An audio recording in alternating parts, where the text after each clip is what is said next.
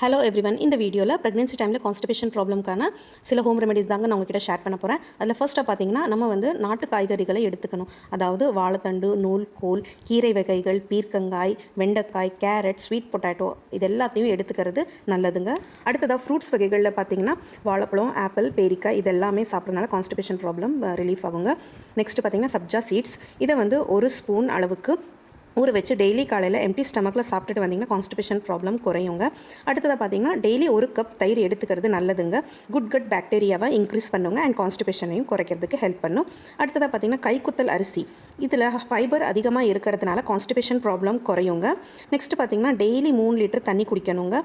இதனால் water content அதிகமாகி constipation problem குறையுங்க. லாஸ்ட்டாக பார்த்தீங்கன்னா ப்ரெக்னென்ட் லேடிஸ் டெய்லி ஒரு ½ an hour வாக்கிங் போகணுங்க. ஃபிசிக்கல் ஆக்டிவிட்டீஸ் பண்ணுறதுனால நம்மளோட கட் மொபிலிட்டி இன்க்ரீஸ் பண்ணி கான்ஸ்டிபேஷன் ப்ராப்ளமாக குறைக்கும். உங்களுக்கு இந்த வீடியோ பிடிச்சிருந்தா ஒரு லைக் போடுங்க. அப்படியே சேனலை மறக்காமல் சப்ஸ்கிரைப் பண்ணுங்கள். தேங்க்ஸ் ஃபார் வாட்சிங் த வீடியோ.